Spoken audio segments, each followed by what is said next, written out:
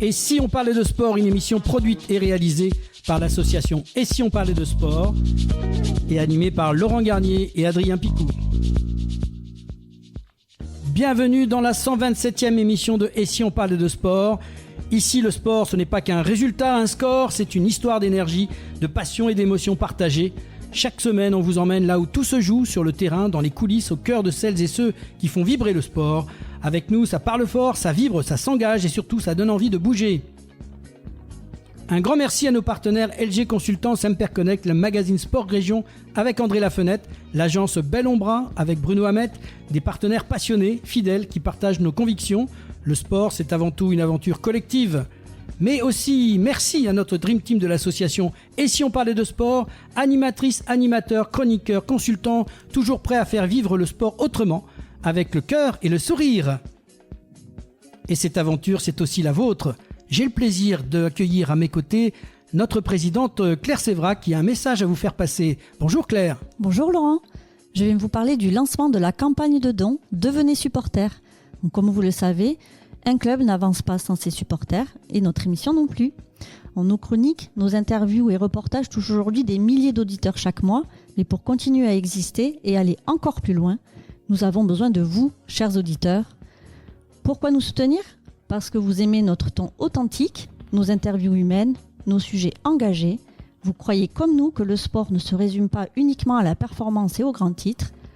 Vous avez accès à un média indépendant et de proximité. Vous savez que sans financement, même la plus belle passion ne peut être pérenne et qu'avec votre soutien, on peut continuer à produire du contenu qui rassemble avec des épisodes chaque semaine, donner la parole aux acteurs de terrain partout en France, investir dans du matériel, se déplacer, couvrir les événements, lancer de nouveaux formats pour encore mieux raconter le sport.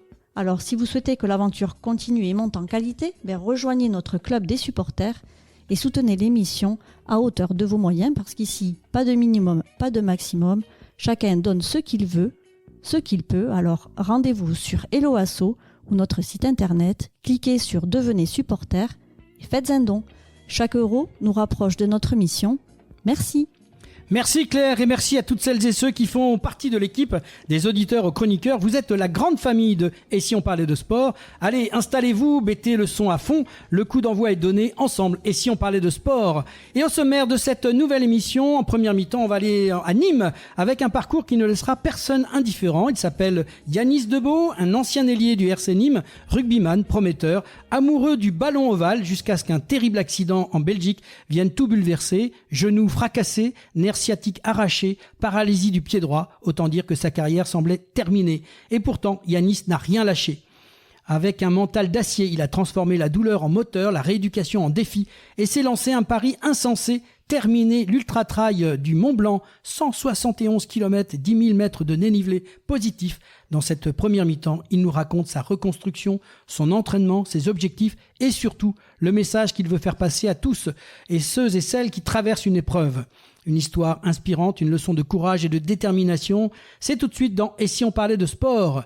Et en deuxième mi-temps, on met les gaz en Occitanie. Nous parlerons du sport automobile sous toutes ses formes avec deux invités de marque, Michel Vergne, président de la Ligue Occitanie-Pyrénées d'automobile, et Jean Verriès, qui est le président de la Ligue Occitanie-Pyrénées de karting. Ensemble, ils nous font vivre à l'intérieur la saison 2025, les performances des pilotes régionaux et dévoilent les projets 2026, nouveaux rallyes, voitures électriques, formation des officiels et découverte du karting pour les jeunes. 25 minutes de passion mécanique et humaine à ne pas manquer. Et tout de suite, place maintenant à la première mi-temps de cette émission Et si on parlait de sport avec Yanis Debeau.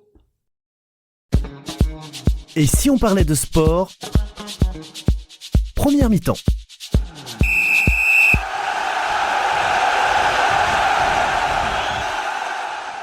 Retour sur le plateau de Et si on parlait de sport. Aujourd'hui, direction les sentiers de montagne, là où la détermination se mesure à chaque foulée.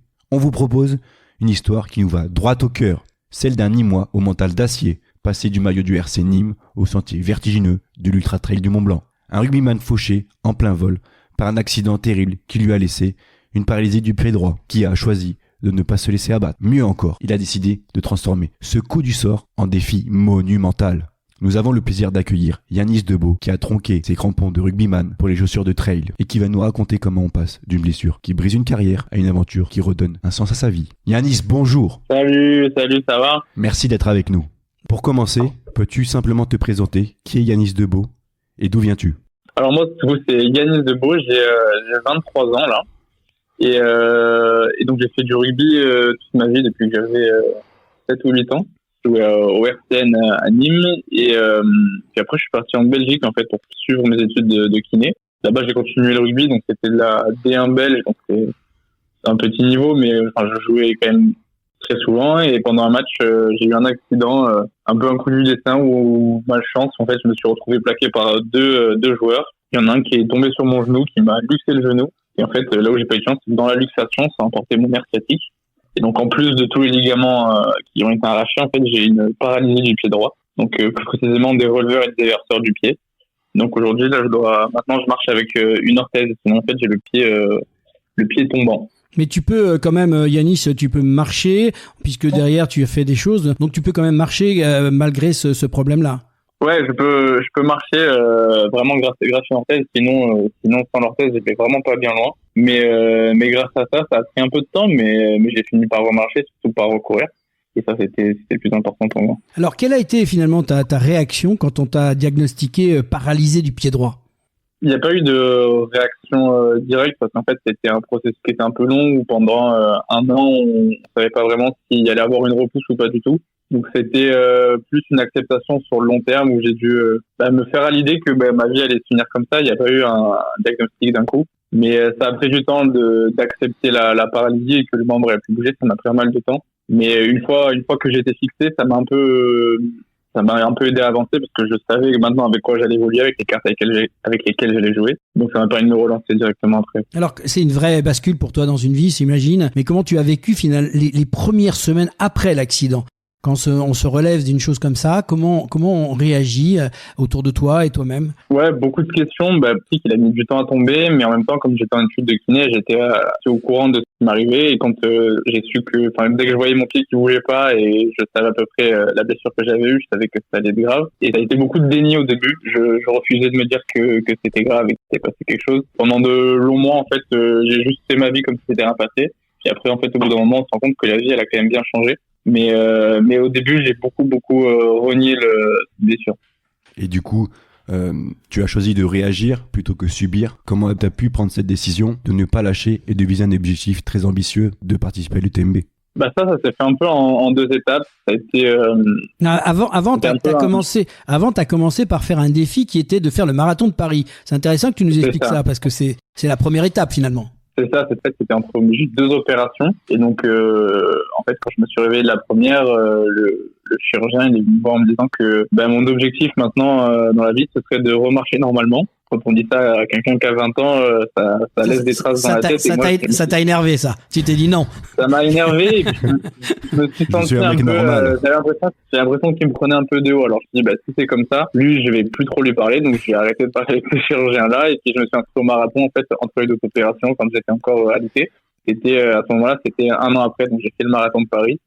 En fait, c'est pendant cette préparation du marathon que je me suis rendu compte que la route, ça me bottait pas tellement, mais que je préférais plutôt être sur les sentiers. Et je me suis rappelé aussi, en fait, au moment où j'étais encore entre les opérations, les rendez-vous à l'hôtel, que je disais à un copain à moi qui faisait de la course à pied aussi que si un jour je faisais l'UTMB, ce sera j'aurais été un surhomme. Parce que je disais à l'époque, je disais c'est un truc de surhumain, c'est impossible. Et en fait, quand je me suis rendu compte que je pouvais recourir, je me suis dit tant qu'à faire, pourquoi pas essayer cette aventure-là. Alors, est-ce que tu as eu la présence d'esprit d'envoyer ton résultat à ton médecin? Parce non, que t'as fait un score quand même qui est pas mal. J'avoue que je serais pas capable de le faire. Donc, t'as bouclé les 42 km de ce marathon de Paris en 3h27. Donc, moi, j'aurais envoyé un petit papier au médecin en disant voilà, j'ai réussi. J'avoue que je l'ai pas fait. Parce que, aussi bizarre que ça puisse penser, j'étais pas très fier de 3h27 à ce moment-là. Puis j'ai complètement explosé sur le marathon. Je voulais faire 3h et puis en fait, j'ai complètement explosé. Mais en même temps, j'étais aussi un peu passé à autre chose. La rancœur que j'avais contre ce médecin, elle était passée. Et puis je me suis dit, ça sert pas à grand-chose de le renfoncer encore un peu plus. Je me suis dit, qu'il reste dans son coin, je reste du mien. Et puis, c'est très bien comme ça. Bon, s'il nous écoute, on lui pardonne alors. Et oui. Du coup, tu as mis le cap sur l'Ultra Trail du Mont Blanc, l'UTMB, 171 km. 10 000 mètres de dénivelé positif, Des nuits blanches, du froid, de la douleur. Comment on prépare un tel défi, surtout avec un handicap physique? C'est un truc de fou quand même ce que tu as réalisé. Ouais, non, c'était une aventure complètement dingue, mais je dirais qu'en fait, toute la préparation, c'était ça qui était plus fou par rapport à la course. Mine de rien, moi, c'était assez récent quand même, cet accident, ça faisait même pas un an, donc niveau appareillage, j'étais pas encore au courant de ce dont j'avais droit, donc je courais avec, en fait, j'avais 2 élastiques que j'accrochais à ma cheville et à ma chaussure et qui me tiraient le pied. En fait, c'était pas du tout adéquat par rapport au sport que je faisais, donc j'ai fait toute ma préparation et qualification pour l'UTMB avec ce système-là. Donc j'ai fait par exemple la Saint-Élion, de 80 bornes entre Saint-Etienne et Lyon, j'avais fait avec ce truc-là où en fait au bout de 5 heures j'avais tellement mal aux pieds. Et en fait j'ai découvert tellement de choses pendant cette préparation-là que le jour de la course c'était pas un défi mais c'est un peu une consécration de tout ce que j'avais vécu parce que forcément quand on a un handicap comme ça fait un peu des compensations, donc je me suis fait pas mal de blessures à droite à gauche et en fait j'ai découvert plein de choses sur moi, sur mon corps, sur mon psychologiquement aussi. La question qu'on se pose naturellement, raconte-nous ce moment où tu franchis la ligne d'arrivée à Chamonix. Qu'est-ce qu'on ressent? Surtout après ce handicap, c'est quelque chose d'extraordinaire. C'est une victoire aux Jeux Olympiques pour toi. Ouais, c'est un peu ça, ouais. C'était vraiment le point que j'avais choisi pour me dire que si je faisais ça, j'avais complètement tourné la page de ce handicap. En tout cas, de la rancœur que j'avais envers cet accident. Et ouais, quand je passe, en fait, c'est un mélange d'émotions tellement spécial parce qu'il y a l'épuisement. J'avais fait 36 heures de cours, donc j'arrive complètement rincé, mais en même temps, il y a toute ma famille, il y a mon père, ma mère, mon frère, mes amis qui sont là. Même si c'est compliqué d'être vraiment émotif quand on est si fatigué, en fait, vu que je vois dans les yeux des gens qui sont là à quel point ça les rend heureux aussi. Et c'est ça c'est un moment incroyable où pendant 10 minutes, j'ai l'impression d'être sur un autre monde. Et en fait, même c'est quelque chose qui a augmenté au fur et à mesure de la semaine où je me suis rendu compte en fait que j'avais fait. Parce que sur ma santé, je me rendais pas compte. Alors, au fur et à mesure de la semaine, là, c'était bon. Tu dis souvent, et je pense qu'il y a beaucoup de garçons, de femmes dans ton cas, qui disent qu'on veut pas qu'on te voit comme un athlète handicapé, mais simplement comme un coureur. C'est important cette nuance pour toi? Ouais, pour moi c'est important parce que en fait je pense quand on est en situation de handicap, on n'a pas forcément envie d'avoir des avantages et souvent c'est ce que les gens comprennent quand on parle de handicap, c'est qu'on a besoin du coup d'avoir des avantages en plus pour être à égalité. On n'a pas forcément envie d'être à égalité, en tout cas dans mon cas. Moi j'ai mes armes avec mes armes et je fais pas la compétition contre les autres, c'est juste moi et moi-même. En tout cas dans le trail, encore plus dans l'ultra trail, c'est vraiment une compétition contre soi-même. Handicapé, ça me dérange pas, mais j'ai pas envie d'avoir des avantages par rapport à ça. Ça m'a appris à être heureux des petites choses surtout, je pense, parce que en fait, pendant que je m'entraînais, donc c'est vraiment long l'entraînement en ultra trail, c'est de la rando course tout le temps, donc on est le plus de temps possible en montagne. Et en fait, pendant ces moments-là, parce qu'en fait, passer 3, 4, 5 heures dehors, le cerveau il réfléchit plus pareil. En fait, on se rend compte des petites joies que c'est de pouvoir juste marcher dehors, de pouvoir courir en montagne. Souvent, je me fais des rétrospectives où je me dis, le Yanis de l'hôpital me voyait à ce moment-là. Il serait le plus heureux du monde et il pleurait de joie tous les jours. Donc je me dis là, il faut que je profite de ça en étant conscient que c'est pas donné et qu'il faut que j'en profite. Et du coup, quels sont tes futurs défis après l'UTMB? Mais l'UTMB c'est beau. Peut-être la Diac des Fous, non? Soyons fous, non? Autant aller à la Réunion. La Diac des Fous, ouais, c'est dans un coin de ma tête, mais j'ai pas envie de me précipiter non plus. Tu vois, ça fait 1 an que je fais du trail. En 1 an, je fais un UTMB, c'est déjà très bien. J'ai vraiment passer toutes les étapes assez rapidement, donc j'ai pas envie de faire toutes les grandes courses du monde en 2 ou 3 ans. Je préfère me la garder pour plus tard. Et après là je fais par exemple je fais un 80 bornes là, ce samedi à Nîmes, donc ça sera déjà bien. Et puis l'année prochaine c'est un peu ce que j'ai envie de faire aussi, faire des courses plus pour me faire plaisir sans me mettre la pression. Ou par exemple l'UTMB c'était vraiment l'objectif de ma saison et toute l'année je me suis entraîné pour ça. Là j'ai un peu envie de me faire plaisir, faire des petites courses à droite à gauche, enfin petit. 80 bornes minimum. À travers ce sport, tu as aussi des projets professionnels, ça t'a quand même pas bloqué. 23 ans, c'est jeune, t'as donc plein de choses encore à vivre devant toi. Le sport t'accompagne et en même temps, j'ai envie de savoir un peu comment tu vis autour de ça, comment ton métier de kiné, comment ça se passe et comment tu peux témoigner finalement de ça. J'avais lu, peut-être je me trompe, mais que tu voulais faire un documentaire sur cette période-là. Ouais. Tu peux nous en parler un petit peu? Moi, en fait, au moment de mon accident, donc j'étais en 2e année de kiné. En fait, j'ai enchaîné avec 3 ou 4 mois d'hôpital, donc en fait tous mes partiels de l'année après j'étais complètement raté et donc je me suis dit là il y a une page à tourner, donc j'ai quitté la Belgique et quitté les études de kiné et je m'étais dit que je me laissais 1 an en fait pour me remettre un peu les pieds sur terre et puis faire un peu ce que j'avais envie. Ça s'est transformé en 2 ans au final parce que j'ai vraiment aimé et là j'ai repris cette année en septembre des études d'orthoprothésiste. Donc quelque chose vraiment qui suit un peu le virage que ma vie a pris, parce que aujourd'hui c'est un métier pour moi qui a beaucoup de sens, parce que je sais à quel point c'est important d'avoir un bon appareillage. Ouais, ça a changé beaucoup de choses, hein. Dans ma vie, en fait, tout changé. Là, j'ai l'impression d'avoir un peu redémarré comme si je sortais du lycée, mais c'est pas plus mal. C'est un peu bateau, mais c'est une renaissance un peu. On sait que le monde de l'appareillage et le matériel, on n'a pas beaucoup parlé lors de l'interview, mais qu'est-ce que tu penses du matériel sportif adapté, toi qui es en situation de handicap, et qu'est-ce que tu aimerais dans l'avenir qui soit développé pour avoir une meilleure technologie, pouvoir faire des compétitions être plus confort? Qu'est-ce que tu en penses de ça aujourd'hui dans le trail? Je sais pas si je pourrais avoir une vision très globale, parce que moi, ma vision est quand même très biaisée par rapport à mon expérience à moi.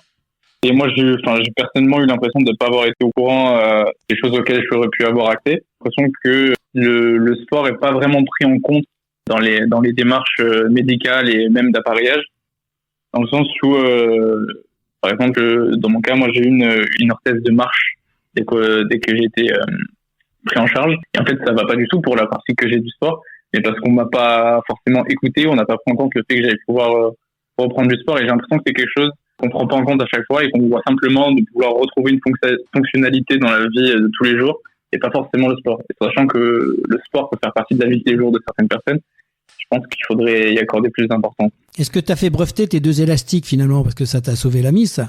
Non, je les ai pas fait breveter parce que je les ai achetés à la pharmacie, donc ils sont déjà brevetés. Je pense qu'ils doivent faire pas mal de sous. En fait, t'as été un petit peu comme MacGyver, t'as trouvé une astuce pour pouvoir finalement continuer cette passion-là et de pouvoir courir. Donc comme quoi il y a de l'espoir. Et si tu bricoles, ça veut dire qu'il y a des pistes effectivement de développement de prothèses. C'est ça qui est intéressant, puisque dans ton métier aujourd'hui, peut-être que ça va t'aider à découvrir ou à apporter des solutions pour améliorer cette situation. Ouais, c'est ça. Là, j'essaye un peu aussi en ce moment avec mon orthoprothésiste de réfléchir à un nouveau modèle qui pourrait m'aider. Donc, je suis en contact avec tous les orthoprothésistes de France, de son entreprise, en fait, pour voir s'ils ont fait des choses de ce type ou pas. Mais ouais, en fait, c'est du sur-mesure. Donc, quelque chose qui va marcher pour moi va pas forcément marcher pour quelqu'un d'autre. Donc, en fait, ça dépend de plein de choses. Mais j'y travaille pour trouver quelque chose qui marche pour moi et qui pourrait peut-être, là, c'est vraiment des plans sur la comète. Mais si j'arrive à trouver quelque chose d'une orthèse qui puisse fonctionner pour du trail, de la course à pied, c'est incroyable. Et on va finir par une question. Quel message aimerais-tu adresser à ceux et celles qui t'écoutent, qui vivent avec un handicap et une difficulté dans la vie? Qu'est-ce que tu as envie d'adresser à ces gens-là au niveau du sport? Au niveau du sport, moi j'ai surtout envie de dire que les limites qu'on se fixe, c'est vraiment juste les nôtres. Il y a plein de gens, plein de professionnels de santé qui vont penser qu'on ne peut pas faire telle ou telle chose, mais il y a personne d'autre que nous qui connaissons aussi bien notre corps et notre handicap. Donc personne ne peut nous dire ce qu'on peut faire ou pas faire. C'est nous qui choisissons. Et surtout, j'ai une pensée pour tous les gens à qui il arrive un accident récemment ou quelque chose comme ça. Moi, je sais que je l'ai très mal vécu parce que j'ai l'impression d'être vraiment seul. En fait, quand on passe de valide à invalide, c'est très spécial. On a l'impression que tous les gens autour de nous ne peuvent pas forcément comprendre ce qui nous arrive. Et il faut vraiment... C'est un message que j'aime bien dire, c'est qu'on n'est vraiment jamais seul. C'est un très très bon témoignage. Yanis, merci pour ce témoignage fort et profondément humain, ce que tu nous rappelles aussi qu'aucune montagne n'est infranchissable quand on y met du cœur, de la volonté, du courage. Ton parcours est une leçon d'humilité, une source d'énergie pour toutes celles et ceux qui doutent encore de leur force intérieure, et c'est ce que tu disais tout à l'heure. On te souhaite en tout cas de réussir dans tous tes projets, surtout de continuer à ouvrir des voies, puisque tu as choisi un métier dans ce sens-là. Peut-être que tu sortiras avec un projet un jour qui pourra même peut-être servir la vie d'autres jeunes gens ou jeunes filles. Voilà, c'était « Et si on parlait de sport » avec Yanis Debeau. Merci Yanis, on te souhaite plein de belles choses et à très bientôt. Merci beaucoup. À bientôt, merci beaucoup. Allez, petite info dernière pour conclure cet entretien. Yanis a participé récemment à la Veni Venci de Nîmes, épreuve de 82 km pour un dénivelé positif de 2200 mètres qu'il a parcouru en 9 heures, 39 minutes et 51 centièmes. Bravo Yanis, belle performance. On te souhaite plein de belles choses pour la suite et à très bientôt. On se retrouve très vite pour de nouvelles histoires de passion, de dépassement et d'émotion. C'est la mi-temps, retour au vestiaire. On se retrouve dans quelques instants pour la deuxième mi-temps avec nos invités Michel Vergne et Jean Verriès. Et si on parlait de sport, mi-temps.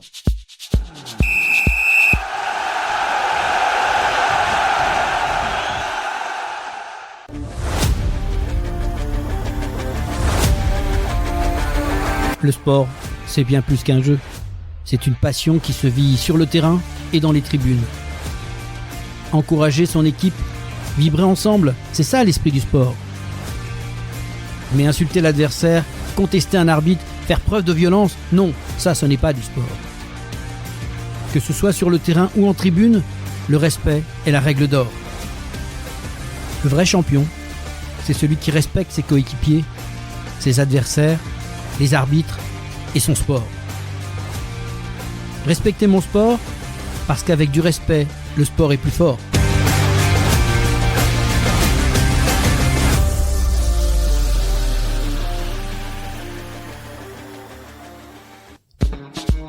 Et si on parlait de sport?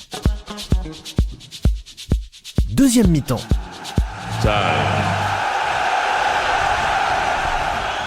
Et retour sur le plateau de la deuxième mi-temps. Attachez vos ceintures, le moteur de Et si on parlait de sport démarre fort aujourd'hui. Direction l'Occitanie où le sport automobile vit à 200 à l'heure. Des circuits légendaires au rallye de nos campagnes. C'est tout un territoire qui respire la vitesse, la précision et l'adrénaline. Et pour en parler, deux invités d'exception. Michel Vergne qui pilote la Ligue Occitanie-Pyrénées d'automobile et Jean Verrier qui lui est le président de la Ligue Occitanie-Pyrénées de karting. Ensemble, on fait le point sur une saison spectaculaire, on lève le capot sur les projets de 2026. Alors prêt, c'est parti, moteur et passion. Merci à tous les deux d'avoir accepté notre invitation. Merci. Alors avant d'entrer dans ce détail, cette riche saison des projets 2026, je vous propose d'abord de vous présenter. Michel, quelques mots sur qui est Michel Vergne. Alors, mes débuts en 70, lors d'une école de pilotage, apprendre à conduire sur une monoplace en circuit, puis après différentes compétitions en course de côte, notamment en circuit. Ensuite, devenu officiel, commissaire officiel, et puis organisateur, président de la ZAD Albi et organisateur des Grands Prix d'Albi pendant 10 ans, de 86 à 96. Et puis après, rentrer dans la Ligue en tant que dirigeant, et puis maintenant à la fédération. Alors pour t'aider, on a avec nous Jean Verrier, qui lui est président de la Ligue du karting. De karting, exactement. Mes débuts dans le karting, c'était en 96, à cause de mon fils qui voulait faire du karting. Donc on a commencé à faire du karting en loisir. On est parti dans la compétition. Il a fait ses études d'ingénieur. Il a arrêté le karting. Et moi, j'ai continué avec Jean-Claude Sanchez, l'ancien président de la Ligue Occitanie-Pyrénées. Et de fil en aiguille... commissaire technique international, et après, au décès de Jean-Claude Sanchez, j'ai pris la présidence de la Ligue en 2017, pour jusqu'à aujourd'hui être président de la Ligue de karting et travailler avec Michel, tous ensemble pour le sport automobile. Alors comme vous êtes tous ensemble, on va vous demander un petit peu des infos sur cette ligue. Comment, respectivement, ces deux ligues, quel est leur rôle dans cette Occitanie-Pyrénées? Michel, on va commencer par toi. Le rôle d'une ligue, c'est de mutualiser toutes les organisations au mieux, qu'elles soient en circuit, qu'elles soient en rallye, etc. Et puis encadrer le tout en visant les règlements par rapport aux compétitions et encadré par des officiels. Alors, et mettre en avant, bien sûr, tout ce qui peut développer le sport. Tu m'as mis une petite précision hors antenne, c'était de dire que c'est la Ligue Occitanie-Midi-Pyrénées, juste pour nos auditeurs, bien préciser le cadre de cette ligue. Oui, la Grande Occitanie qui existe administrativement est divisée en deux. L'ancien Midi-Pyrénées, dont fait partie cette ligue, et la Ligue Occitanie-Méditerranée, qui est l'ancienne Languedoc. Dans cette ligue, il y a un certain nombre de départements, de cette ancienne région, avec 13 ASAS. Donc les ASAS, c'est Associations Sportives Automobiles, c'est ça? Oui. Et donc des associations sportives de karting? Exactement. Il y en a 5 aujourd'hui. 5. Donc votre rôle, c'est d'encadrer, de doubler un peu tout ce qui est organisation, de superviser, c'est ça? De fédérer et d'organiser l'ensemble des compétitions de notre territoire. Donc moi, j'ai noté qu'il y avait à peu près 70 épreuves, vous me coupez si je me trompe, chaque année. Comment vous gérez tout ça? Et vous avez un personnel énorme. Non, ce ne sont que des bénévoles, c'est pas du personnel. Attention. Et heureusement qu'en France, nous avons des bénévoles et des associations faites avec des bénévoles et par des bénévoles. En fait, le montage est très simple. Ce sont les associations sportives ou automobiles ou de karting qui gèrent les manifestations. Le montage par rapport aux collectivités, on a besoin d'arrêtés municipaux, départementaux. Il faut que ce soit des lieux agréés. Pour les circuits, ce sont des arrêtés ministériels. À partir du moment qu'on a un terrain pour faire de la compète, après c'est beaucoup plus facile. Mais il faut obtenir les autorisations. C'est tout un circuit d'administratif quand même pour pouvoir monter soit un rallye, soit une compétition en circuit. Il y a, j'imagine, tout un travail à faire de fond qu'on ne voit pas finalement, parce que nous on voit la course et puis basta quoi. Alors, le premier travail d'une ligue, quelle qu'elle soit, la nôtre ou celle de karting, c'est déjà de faire un tri au niveau du calendrier, de manière à ce qu'il n'y ait pas concomitance, on n'est pas à 10 compétitions le même week-end, on étale ça dans toute la saison, on le fait valider par la fédération parce qu'elle doit tenir compte effectivement des autres ligues régionales, de manière à avoir des calendriers de championnat ou de coupe ou de trophées qui soient bien étalés tout au long de la saison. Ça, c'est le premier travail.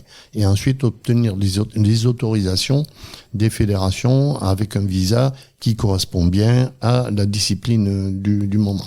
Et les breaks s'adaptent aussi au karting ? Pareil, c'est exactement le même schéma, autorisation fédérale et ensuite autorisation départementale, puisqu'après, au-delà de la fédération, on est obligé de faire les demandes en région pour les autorisations de course, que ce soit sur des courses pour l'automobile en rallye, sur des routes fermées, mais sur des routes, et en karting pour du circuit, on est obligé d'avoir les autorisations préfectorales.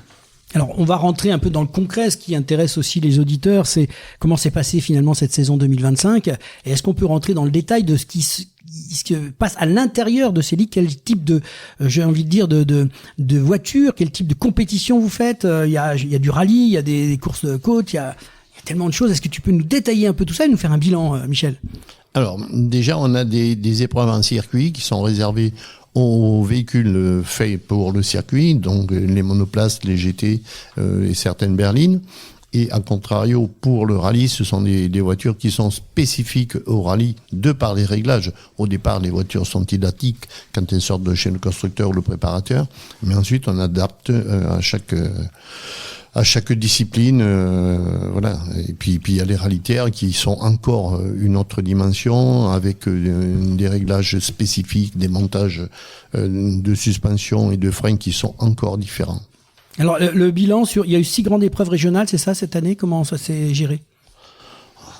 On a beaucoup d'épreuves, on le disait tout à l'heure dans le calendrier. En fait, on a 20 rallyes répartis sur nos 8 départements. Sur ces 8 rallyes, sur ces 20 rallyes, on en a 8 en championnat de France, ce qui est quand même très très bien. Peu de ligues peuvent se vanter d'en avoir autant. On a le rallye de Rouergue, championnat de France, le montagnard en 2e division, et ensuite on a 5 rallyes en championnat de France terre et un rallye tout-terrain dans le Gers Armagnac. Voilà, ça c'est tout ce qui est championnat de France, et on est super bien loti de ce côté-là. Et après on a tout ce qui est Coupe de France et rallyes régionaux. Alors ça, c'est la partie rallye, donc externe. Et puis on a ici sur notre territoire 2 grands circuits en fait. Oui, absolument. Dans le circuit de Nogaro qui ouvre le bal chaque année par la Coupe de France début mars, et ensuite les 2 grands moments à Nogaro sont les Coupes de Pâques, traditionnellement Pâques, et un plateau extraordinaire avec 8 ou 9 disciplines, dont le GT, la Formule 4, etc. Et ensuite, au mois de juin, il y a le Grand Prix de camion. Et on se retrouve à Albi, pareil, pour une Coupe de France. Et un Grand Prix camion fin octobre, qui clôt le championnat camion avec la remise des prix qui se fait traditionnellement sur Albi. Voilà, on avait reçu ici Calvé qui était venu nous voir à l'occasion du rallye Paris-Dakar. Et c'est son fils qui a gagné, je crois, encore cette année le championnat de France camion, si j'ai bien suivi les compétitions. Tout à fait, Laurent. Théo est encore une fois champion de France, c'est sa 3e consécutive. Donc à 21 ans, 3 fois champion de France, c'est un pur régional. un vrai. On a eu le plaisir de le recevoir à l'antenne. C'était un plaisir. Voilà. Il a d'ailleurs participé au Dakar. Ça lui est arrivé. Tout à fait. Avec son papa d'ailleurs. Voilà. Alors, on les salue en même temps. Du côté des résultats des pilotes, justement, c'est la liaison le pilote licencié en Occitanie. C'est quoi un peu nos résultats? Alors, on a reçu en Formule 4 notre jeune pilote champion de France F4 l'autre jour. Là, est-ce que tu as d'autres noms, d'autres jeunes qui ont performé cette année? Alors, le premier, bien évidemment, c'est Alexandre Munoz, et puis on a une grosse pensée pour lui parce qu'il est parti hier à Macao pour la course des champions, dont on espère un résultat, mais ça, on en est convaincu, il n'y a pas de souci. On a Théo Calvé, donc qui est champion de France camion. À côté de ça, on a Thomas Christol en autocross et son compère Tessandier. On a David Pouget qui l'Albigeois qui lui il truste 3 titres cette année. Il est vainqueur de la Coupe Clio France, Coupe Clio Espagne et Coupe Clio Europe. Donc c'est pas rien. Après on a Sébastien Mathieu qui est vainqueur du trophée Endurance historique. Et puis la saison n'est pas tout à fait terminée. On a encore 2 ou 3 possibilités de podium, donc très satisfait d'une saison 2025 fantastique. Donc pour un président content, 2025, ça s'est bien passé. On va se projeter maintenant sur 2026 parce que je pense qu'une ligue comme la vôtre, elle a déjà la tête tournée vers 2026 avec janvier. Comment s'annonce ambitieux? Comment sont mis en place les plus grands projets de 2026? Alors, on a plusieurs objectifs, développer toujours le sport automobile, et puis on a 4 éléments qui arrivent, dont on voudrait en 2026 faire un développement. Il y a un nouveau rallye dans l'Aveyron, ça fera un de plus, on arrivera à 9 sur un département qui est véritablement une terre de rallye. Ce sera une ouverture mi-février. C'est bien perçu les rallyes globalement par le public, tout ça. Vous avez de l'ambiance, comment ça se passe? L'image que je peux donner, c'est celle du Tour de France cycliste. C'est pareil. C'est gratuit, c'est populaire, toute la famille vient, on pique-nique, on profite d'un week-end hors toute contrainte, et c'est une fête familiale. Donc le rallye est très bien perçu. Après, on a l'intégration des véhicules électriques qui arrivent petit à petit. Ce week-end, c'était la grande ouverture au rallye de l'Indre avec une dizaine d'Alpine A290. Dont je crois 7 sont à l'arrivée, c'est bien, il faut compter avec eux. On a un rallye, le Cœur du Vignoble, le mois prochain, qui va recevoir 1 ou 2 Alpines électriques. Donc il faut l'intégrer. On est dans une transformation, voilà, il faut. Ouais, c'est un nouveau visage qu'on essaie d'intégrer. L'un ne remplacera pas l'autre, mais ça va avec. Et c'est un plus pour nous. Donc voilà. On a aussi les épreuves de régularité, qui ne sont plus des épreuves de vitesse, mais de régularité, comme son nom l'indique. On choisit une moyenne, on s'y tient, et c'est un travail assez colossal. Donc ça, c'est un travail pour les. On n'imagine pas d'ailleurs, parce qu'on pense toujours course, et là, en fait, c'est plus de la course d'orientation. Absolument. Et en gros, on pourrait mettre des questions à chaque point, et les gens pourraient répondre si je grossis un peu l'affaire, mais c'est vraiment être spécialiste de la route, quoi. Il n'y a pas de GPS à ce moment-là, c'est vraiment la carte. Comment ça se passe? Je suis curieux quand je dis ça. Non, mais tout à fait. C'est régi en fait par un GPS, et d'un point à un autre, on a une moyenne imposée. On choisit 53 km/h ou 75 selon les secteurs, et il faut s'y tenir. Et en dehors de ces plages, il y a des pénalités, bien sûr. C'est celui qui a le moins de pénalités qui monte sur le podium. Et on fait ça avec n'importe quelle voiture. Quelles sont la réglementation par rapport à ça? Il y a 2 types de voitures. Voilà, des VHRS qui sont des véhicules historiques de compétition et qui font de la régularité. Et on a du VMRS ce sont des voitures de tous les jours. Votre voiture peut servir de ça. Il n'y a pas d'équipements spéciaux, donc c'est ouvert à tout le monde, y compris aux gamins de 16 ans. Et on peut même être copilote de son papa à 14 ans pour le guider justement à maintenir la bonne vitesse. Voilà, ça c'est une bonne idée. Faire papa avec son fils, ouais. Ça peut être très sympathique pour la conduite. Alors après, tu avais le recrutement aussi, je crois. Vous parliez beaucoup de la formation. Alors, comme dans toutes les disciplines sportives, tout ce qui est arbitre et encadrant ont pris de l'âge. Les cheveux blancs commencent à arriver. Donc, il faut penser à les remplacer, tout simplement. Et là, on se lance dans une grande campagne de recrutement et de formation. Donc, il va y avoir, on va peut-être vous solliciter des partenariats sur les radios, sur les médias, de manière à ouvrir. Donc, il faut nous rejoindre à la Maison des Sports de Balma, au Cross. Rejoignez la Ligue du sport automobile Occitanie-Pyrénées qui vous donnera toutes les directives pour aller dans les clubs, se former et prendre le relais des anciens.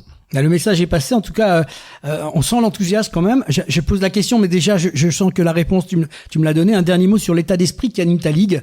En fait, finalement, ça a l'air d'être très enthousiaste.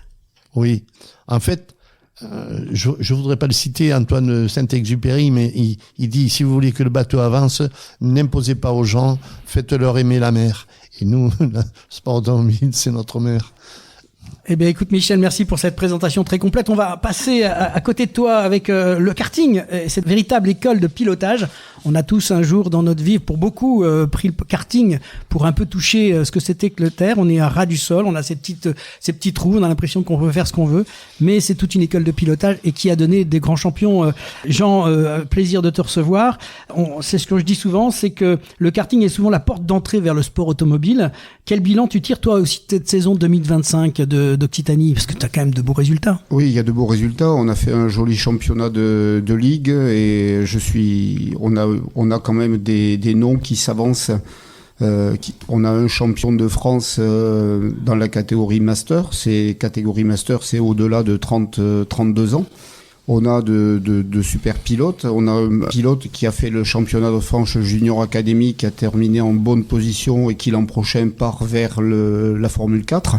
On a aussi de pilotes comme Steven Servant, comme Andy Diaz, qui ont performé dans des courses de Coupe de Marque. Et ça, on a un bon noyau de pilotes dans notre ligue. Alors on peut rappeler qu'Alexandre Munoz vient du karting pour être aujourd'hui champion de France en Formule 4.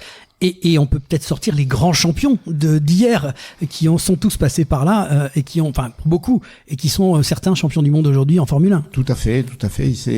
Tous les pilotes de Formule 1 sont passés pratiquement par le karting. Tous. Donc voilà, c'était dit. Une petite information sur les circuits régionaux. Est-ce que tu peux nous donner un peu des pistes ? On a deux types de circuits régionaux, puisque le karting ne se pratique que sur circuit. On n'a pas le droit de rouler sur les routes ouvertes. Donc on a deux types de circuits. On a les circuits de loisirs et les circuits de compétition. Circuits de compétition, on en a 3 dans la ligue. Le circuit de Belmont dans l'Aveyron, le circuit d'Aigues-Vives dans l'Ariège et le circuit de Muret, bien sûr, dans l'agglomération toulousaine. Et ensuite, on a au total 9 circuits de loisirs dans le Lot, dans l'Aveyron, à côté de Millau. On a certains circuits de compétition aussi qui permettent de faire du loisir, comme le circuit de Belmont, le circuit d'Aigues-Vives. On a un circuit aussi à Mazamet, qui est un circuit indoor. On a 2 circuits indoor à Toulouse. Donc, on couvre assez bien le territoire au niveau du karting. Comme je le disais tout à l'heure, c'est la porte d'entrée sport automobile. Comment la Ligue, en fait, travaille-t-elle pour faire découvrir ce sport aux jeunes ? Cette année, la base, c'est le karting de loisirs. Et c'est là où il y a vraiment le plus de monde et le plus de pilotes. Donc cette année, on s'est dit, on va organiser une sélection de jeunes sur les pistes de loisirs, des jeunes non licenciés, pour venir essayer de faire du karting. On a touché environ 60 pilotes et on en a sélectionné un, donc après toute une sélection de chronos. Et ce pilote a participé à la dernière course qui était le challenge Jean-Claude Sanchez, qui était à Aigues-Vives, et il a pu rouler et faire tout un week-end de compétition en catégorie nationale. Donc sur un karting de compétition de 21 chevaux et avec de bonnes sensations. Je peux me permettre de demander quel est le niveau des jeunes pour toi ? C'est important pour le public de savoir qui tu prends dans cette catégorie-là en fait. Jusqu'à quel âge ? Donc le karting commence en compétition à partir de 8 ans. de 8 ans jusqu'à 77 ans, voire plus. Ça va, on se sent jeune alors. C'est Voilà. Et il y a diverses catégories. Donc de 8 à 12 ans, on a la catégorie mini 60. Donc c'est des kartings de 60 cm3 qui font entre 8 et 10 chevaux. Ensuite, on passe dans la catégorie nationale de 12 à 17 ans. Ce sont des kartings de 21 chevaux. Et ensuite, on passe à la catégorie senior. Donc à partir de 14 ans jusqu'à... c'est pas limité. On a la catégorie master, qui est une catégorie encore avec un kart, c'est le même que les seniors, mais la catégorie de poids est un peu supérieure, parce que bien sûr, on a pris un peu de l'embonpoint. Et à partir de 33 ans cette année, et ensuite la catégorie gentleman, c'est la même chose, mais à partir de 45 ans. Et ensuite, on a la catégorie reine que j'appelle, qui est la catégorie KZ 125, où là, c'est un kart presque de 50 chevaux, avec une boîte de vitesse 6 rapports, et vraiment des sensations au-delà de ce qu'on pourrait espérer, quoi. Bon, on sent le pilote en toi. Qu'est-ce que tu nous prévois pour 2026 ? Quelles sont les nouveautés du calendrier ? Alors, les nouveautés du calendrier, on s'est un petit peu bagarré avec la fédération. Et on a obtenu un championnat de France en catégorie mini 60 et senior master gentleman motorisation Yamé, donc à Aigues-Vives au mois de juillet. Avec ça, on a deux catégories, deux courses, deux coupes de marque. Une catégorie coupe de marque Yamé au mois de juin, au mois de mai à Lavelanet, et une course coupe de marque NSK à Muret au mois de juin. Donc, on va avoir une très très belle saison. Un dernier mot, je pense, pour nos auditeurs. Qu'est-ce que tu as envie de faire passer comme message ? Qu'on puisse leur envoyer un beau message ?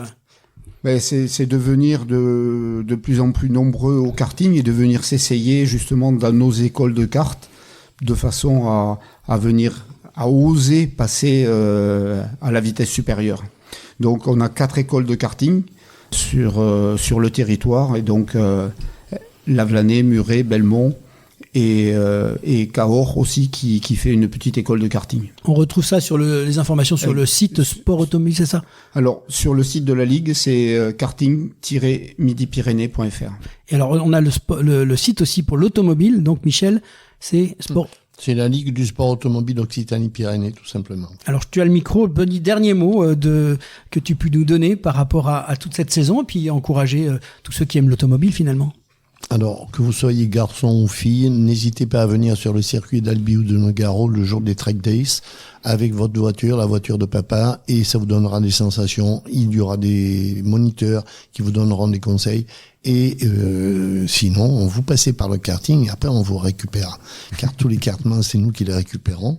Et enfin, je voudrais faire plaisir aux amoureux de vieilles voitures parce que nous allons recevoir début février le passage du Monte Carlo historique en Ariège, en Aude et dans le Tarn, et que le Tour de France auto passera également dans l'Aveyron du côté de Saint-Afrique début avril et fera une étape sur le circuit d'Albi.